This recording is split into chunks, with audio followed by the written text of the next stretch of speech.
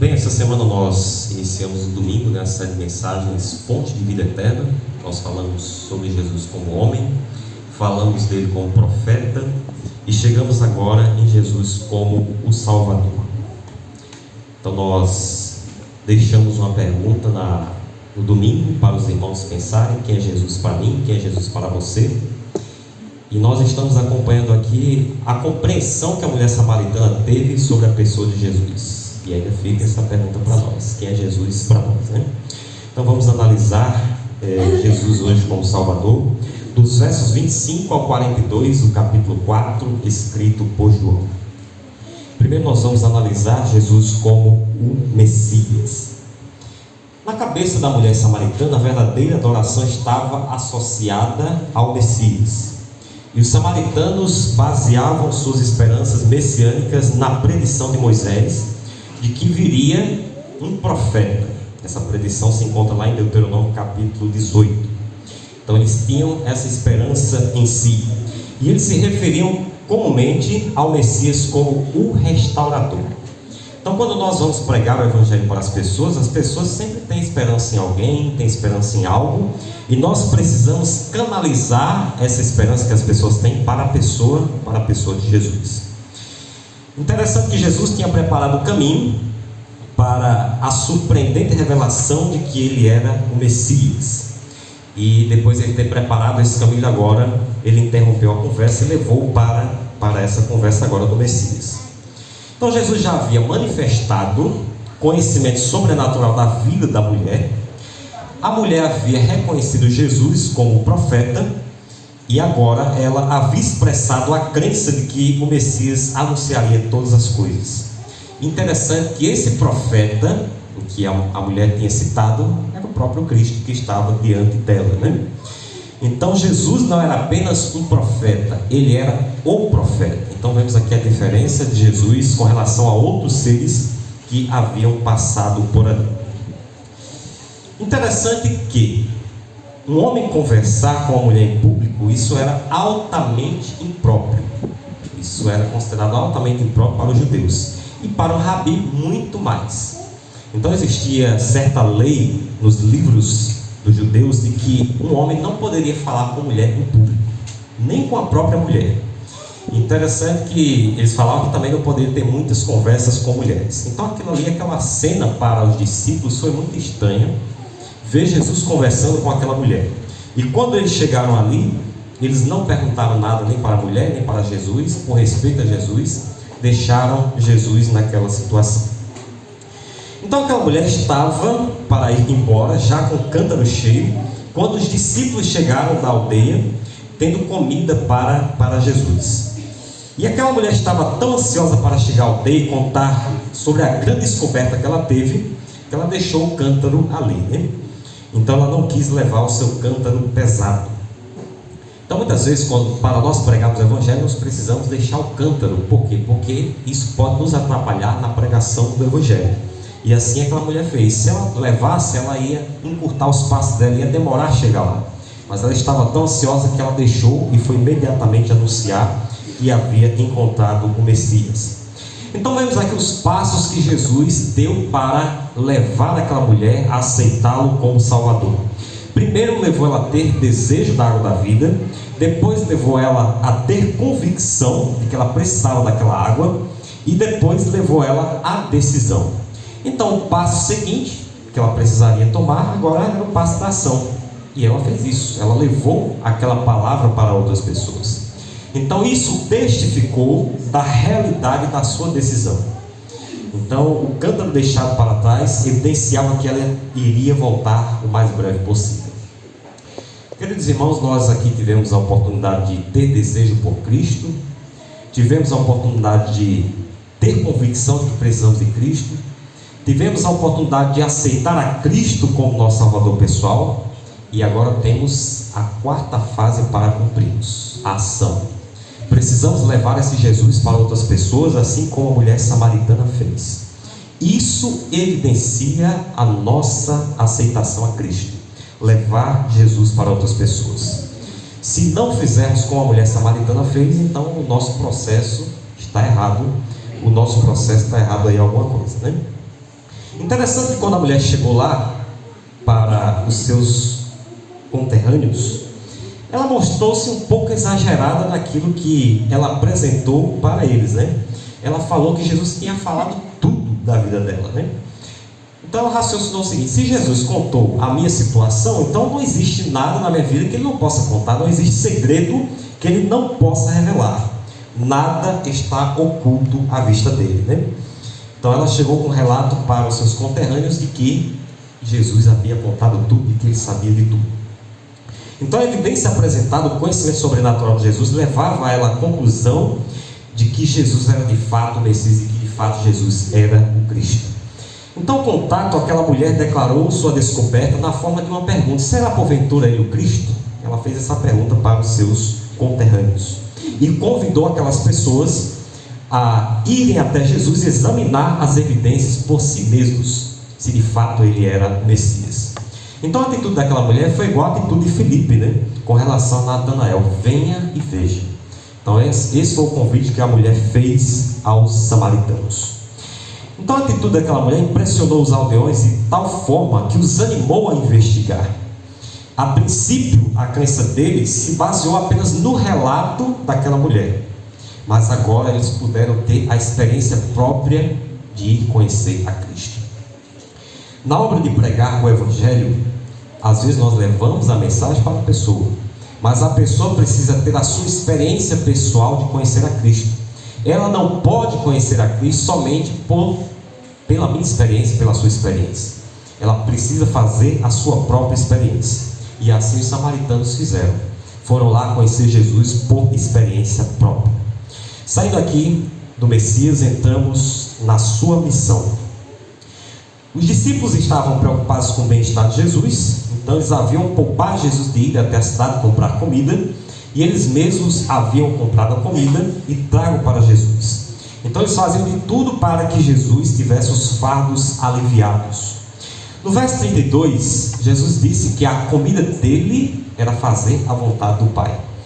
Então esse termo comida aqui se referia de fato à comida. Os discípulos entenderam dessa forma, né?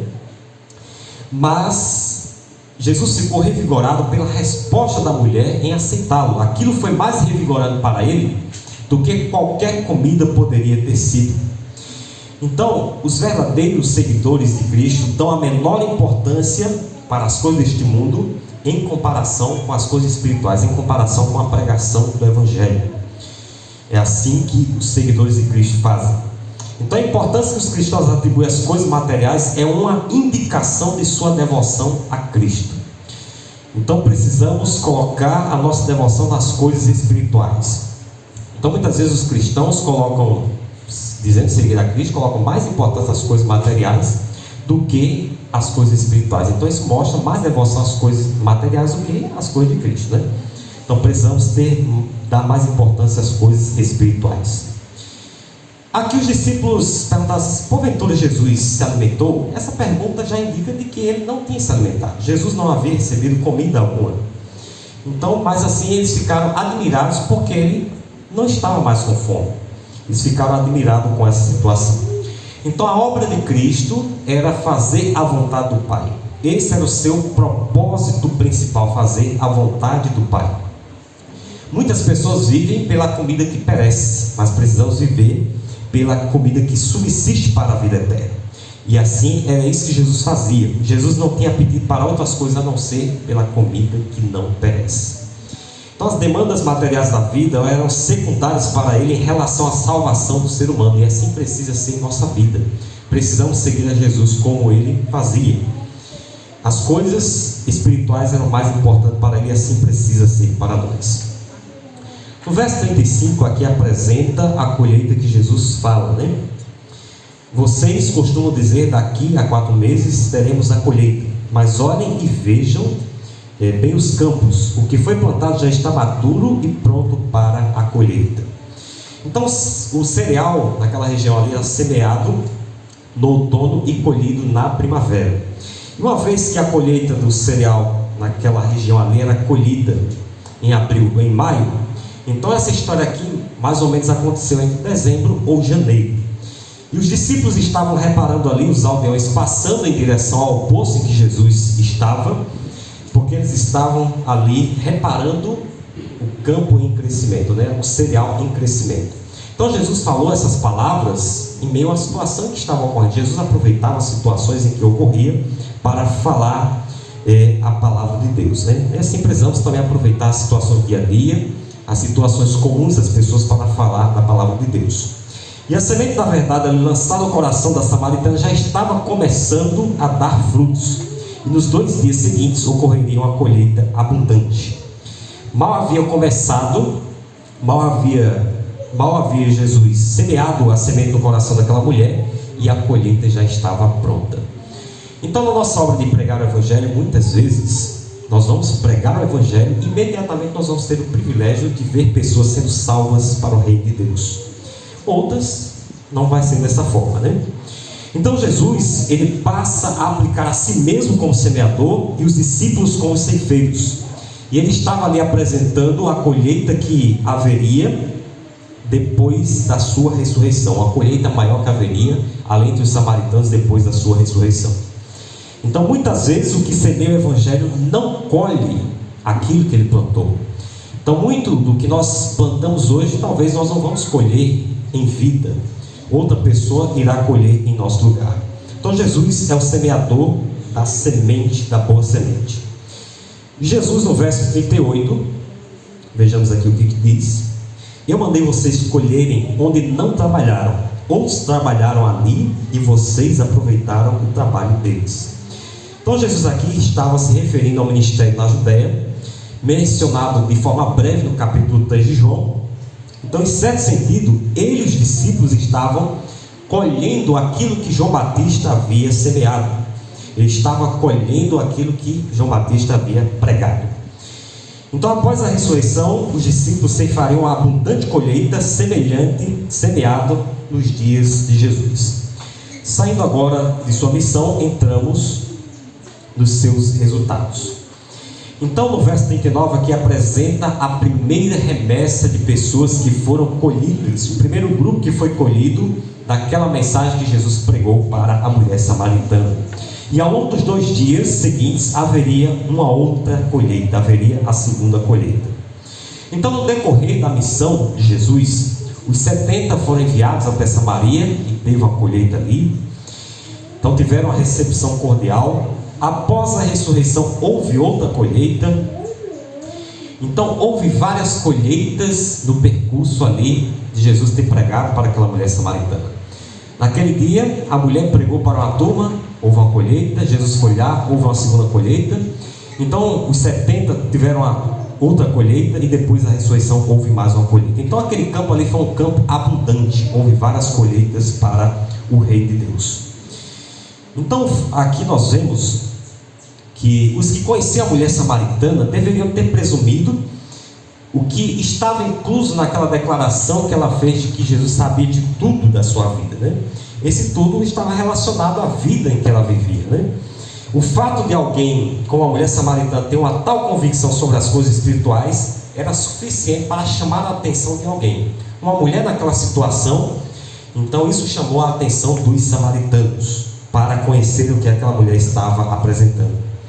O verso 40 aqui fala de 2 dias, né? Então foi o restante daquele dia e o outro dia que Jesus passou ali com aquele povo, né? Então os 2 dias foram uma ocasião alegre de semeadura e colheita espiritual. As pessoas que não foram convencidas pela palavra da mulher, então sem dúvida questionavam o que aquela mulher falava, questionavam qualquer coisa que ela falasse. E talvez eles também fossem cautelosos com o que as pessoas falassem, né? Então eles desejavam investigação pessoal, eles desejavam ver por conta própria, né? Então talvez eles não aceitassem qualquer coisa que as pessoas falassem, e eles foram lá tirar as próprias conclusões. Então no verso 42 é mostrado que eles foram de fato testemunhar em primeira mão quem era esse Messias que a mulher relatou para eles, né? Então nenhuma evidência é mais convincente do que a experiência pessoal. Como eu havia relatado antes, nós não podemos levar as pessoas a crer em Cristo se elas não tiverem experiência pessoal, assim como nós tivemos para aceitar a Ele. Então a prontidão dos samaritanos em crer nas evidências relacionadas a Cristo mostra a divergência que existia entre eles e os judeus. Os judeus, estando mais próximos de Jesus, não acreditavam em Jesus como Messias, e os samaritanos puderam crer. Então existe uma clara distinção entre os judeus e os samaritanos. Eles viram ali o profeta e passaram a crer nele, não só como profeta, mas como o Messias. Então a vida e a mensagem de Cristo foram evidências convincentes para os samaritanos de que a predição de Moisés havia se cumprido na pessoa de Jesus de Nazaré. Então eles ficaram maravilhados com a presença de Jesus na vida deles. Então nós vimos aqui durante essa semana Jesus como homem, Jesus como profeta e Jesus como Salvador. E aquela mulher, passo a passo, chegou à compreensão de que Jesus era o Salvador, que Jesus era o Messias. A princípio ela viu Jesus apenas como um qualquer, como um judeu qualquer, depois como profeta, depois passou a entender Jesus como o Messias. E aqui nesse relato que nós consideramos nessa manhã, ela conheceu primeiro esse Messias e ela ficou com esse conhecimento para si? Nós vimos que não, né? Ela levou esse conhecimento a outras pessoas. E Jesus mostrou aqui no relato que a coisa mais importante que ele tinha para fazer nessa terra era fazer a vontade do Pai, era salvar almas, era levar o conhecimento da palavra para as pessoas. E nós vimos aqui os resultados do trabalho de Cristo para com aquela mulher, né? Então nós tivemos o privilégio de conhecer a Cristo, de aceitar a Cristo como nosso Salvador pessoal, e não podemos deixar esse conhecimento para nós. Precisamos levar esse conhecimento para as pessoas, assim como aquela mulher samaritana o fez. E assim como Jesus priorizava a pregação do Evangelho, precisamos priorizar em nossa vida. E ao fazermos isso, nós vamos ver os resultados. Então nós vemos aqui uma única alma que Jesus alcançou naquele dia, teve um grande alcance. Então a única alma que eu e você alcançamos para Cristo pode ter um alcance enorme. Então vem os filhos, vem netos, bisnetos, uma geração inteira pode ser alcançada para Cristo, além das pessoas que nós podemos alcançar fora do nosso ciclo familiar. Então pode ser uma bênção para a igreja, para a sociedade. Então existe uma grande influência nós alcançarmos uma alma para Cristo. Então não podemos desperdiçar esse trabalho. Interessante que um texto que nós usamos muito e conhecemos muito está relatado no capítulo do Desejador das Nações, que fala justamente sobre a mulher samaritana. Está lá no final do capítulo, e o texto é o seguinte: todo verdadeiro discípulo nasce no reino de Deus como missionário. Então todo aquele que é verdadeiro discípulo e nasce no reino de Deus, a evidência se manifesta sendo missionário. Se eu sou missionário, é porque eu sou um verdadeiro discípulo e nasci no reino de Deus. Então precisamos ter isso em mente. E o restante do texto diz assim: aquele que bebe da água viva faz-se fonte de vida. Então durante essa semana nós analisamos esses assuntos com o tema fonte de vida eterna. Jesus era a fonte de vida eterna que estava ali diante daquela mulher, e aquela mulher agora passou a ser também fonte de vida para os outros, para os seus conterrâneos. Então nós que bebemos da fonte da vida eterna, precisamos agora passar a ser fonte de vida para outras pessoas também. Então esse deve ser o nosso pensamento, fazer como a mulher samaritana o fez.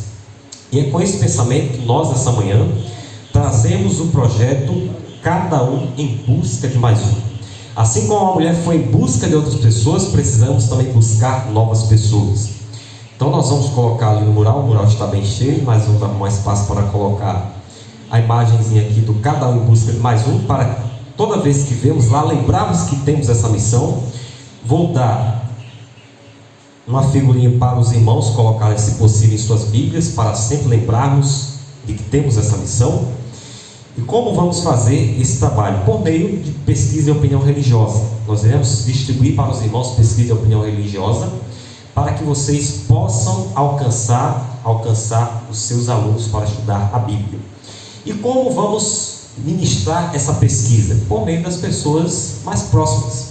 É um familiar nosso, é um vizinho, é um amigo de trabalho, um amigo de escola. Então vamos começar trabalhando com as pessoas mais próximas para ficar mais fácil para nós, hein? Porque às vezes a gente pode achar difícil para ir em determinado lugar, buscar a pessoa para estudar a palavra de Deus. Então vamos começar com as pessoas mais próximas fazer esse trabalho. E vai ser distribuído para os irmãos, aqueles que alcançarem seus alunos, o curso bíblico Conectados com Deus, para ministrar para o seu aluno. Então esse curso é um curso muito simples, muito fácil para você fazer com as pessoas. Então é uma forma de vocês trabalharem com as pessoas de forma fácil, para não precisar, eu vou ter que planejar o estudo bíblico, vou ter que pegar outro, então vai ser distribuído para os irmãos. A associação está patrocinando um curso bíblico por membro, então vamos aproveitar essa oportunidade, fazemos esse trabalho. Então, à medida que os irmãos foram alcançando os alunos, o departamento da obra missionária aqui da igreja vai passar o curso bíblico para os irmãos. Então aqui entra a palavrinha dificuldade, né? Você pode pensar assim: irmão, eu não sei dar estudo bíblico, eu não gosto, eu não tenho tempo. Então a primeira coisa que nós precisamos fazer, nós até analisamos essa semana, que Jesus tinha estratégia missionária quando tinha dificuldade. Então precisamos ter estratégia. A primeira estratégia é orar a Deus, pedir a Deus, né? Senhor, eu tenho essa dificuldade, me ajude a vencê-la, né?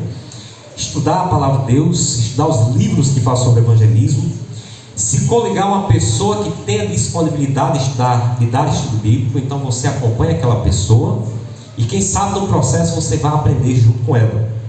E você também pode me procurar: irmão, tem essa dificuldade, então podemos trabalhar juntos para vencer essa dificuldade e passarmos essa fase e conseguimos o resultado que nós queremos, né? E quem sabe podemos até fazer um treinamento aqui na igreja para aqueles que precisarem. Então não podemos ficar focados na dificuldade. Dificuldade nós temos todo momento, mas não podemos ficar focados nisso. Precisamos ir atrás da solução. E no fim de tudo, se você chegar à conclusão, não tem jeito, eu não tenho como dar estudo bíblico, eu não consigo. Então você não pode ficar de fora desse trabalho de conseguir pelo menos pessoas para estudar a Bíblia. Fazer a pesquisa de opinião religiosa, alcançar pessoas para dar estudo bíblico e você acompanhar outra pessoa que está disposta a dar estudo bíblico. O nosso propósito é chegarmos à formatura lá pelo meio de julho, lá no final de julho, fazemos a formatura. Nessa época a igreja eu acho que vai estar em reforma, então vamos atrás de outro plano para o local fazer a formatura. Então cada pessoa que alcançar o seu aluno para dar estudo bíblico, então ele terá o privilégio de dar o certificado para aquela pessoa, e aquela pessoa terá o privilégio de receber de suas mãos o certificado do curso bíblico. Então nosso plano é fazer uma festa bonita para as pessoas que irão participar, né? Se possível colocar um tapete, ornamentarmos da melhor forma possível, né? Fazer uma programação especial para ficar marcado na vida da pessoa e também de todos que participarem, né? Então nós vamos trabalhar com esse objetivo. E quem sabe para aqueles que se destacarem em conseguir vários alunos para a formatura, nós podemos dar um brinde para ele, para se recordar desse trabalho que foi feito, né? E durante esse período, minutos missionários, reuniões de oração, vamos aproveitar para contar a experiência para os irmãos, né? Da sua trajetória, como está conseguindo alunos do curso bíblico, como está sendo você dar estudo bíblico. Então, nas reuniões de oração, aproveitar essa oportunidade para incentivar os demais que estiverem com dificuldade de alcançar pessoas para dar estudo bíblico, para que possamos, como se diz, estimular outros para alcançar esse objetivo, né? Então, segundo me foi informado, é que nós temos 38 alunos da escola sabatina, então vamos ter essa meta de 38 alunos formados no curso bíblico. Então, um ajudar o outro para alcançar essa meta. Aquele que está saindo bem, ajudar aquele que está com dificuldade para alcançarmos essa meta. E ao longo desse percurso, alguma visita que eu for fazer para vocês, eu não quero apenas visitar vocês, eu quero visitar com vocês o seu aluno do curso bíblico. Então já vamos mudar aí um pouco a dinâmica da visita, certo? Então fica esse desafio para a igreja de Poço Comprido, para alcançarmos esse objetivo até julho, com a graça de Cristo. Amém. Amém? Então nós vamos agora cantar o hino final.